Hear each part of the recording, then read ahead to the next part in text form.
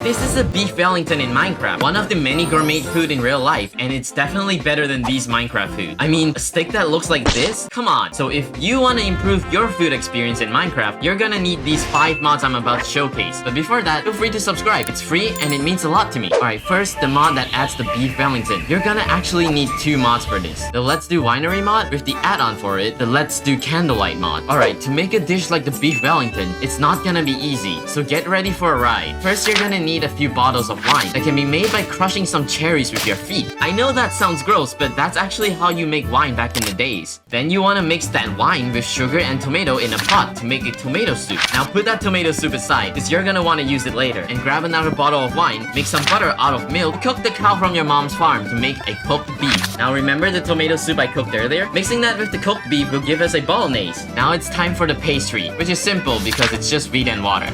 And finally, with some leftover butter and milk, we can make a mushroom soup. With all of these 3 dishes mixed together in a cooking pan, you finally get the beef Wellington. Now just for a single dish, I had to go through this many steps, and yet there's still so many dishes for you to try out yourself, like pizza, pasta, ribs, and more, together with a bunch of new furnitures to make your dining room look a lot fancier. But that's not enough, because coming up next on the list is the Sushi Go Crafting mod. As you can tell from the name already, this mod adds sushi to Minecraft, because there's a rice cooker. Yes, finally a rice cooker.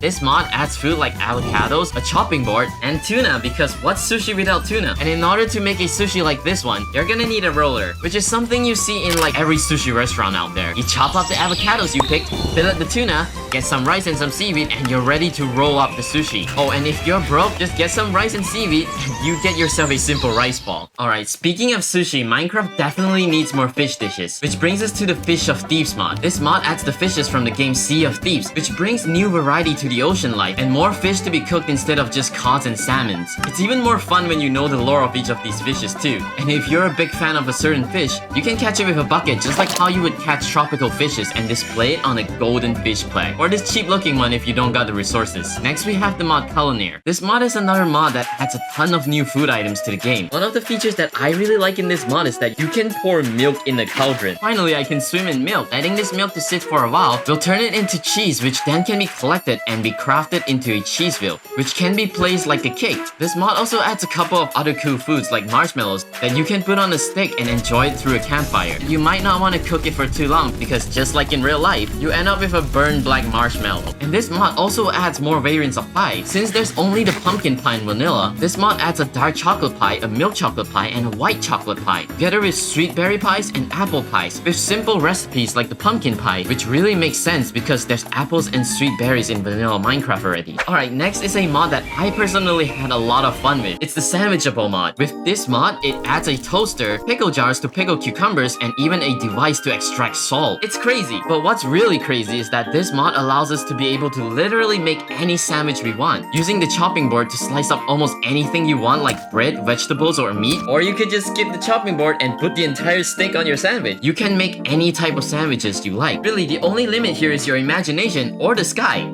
Here's a sandwich I made. I call it the Tower of Raw Meat. Isn't it pretty? And finally, the mod that basically has it all, Farmer's Delight. This mod is amazing because just like the Let's Do mods, there's plenty of new crops gathered in a row for you to forage. And there's just so many dishes to make. Plus, there's a bunch of add-on mods you can install for Farmer's Delight, like this Festive Delight mod that adds all these new festive themed food, like a turkey or a gingerbread man cookie. And to know that all of these food are meant to be made from scratch, which means from farming to harvesting to cooking and to preparation will all be part of your culinary journey in Minecraft. Doesn't that just sound so much more fun?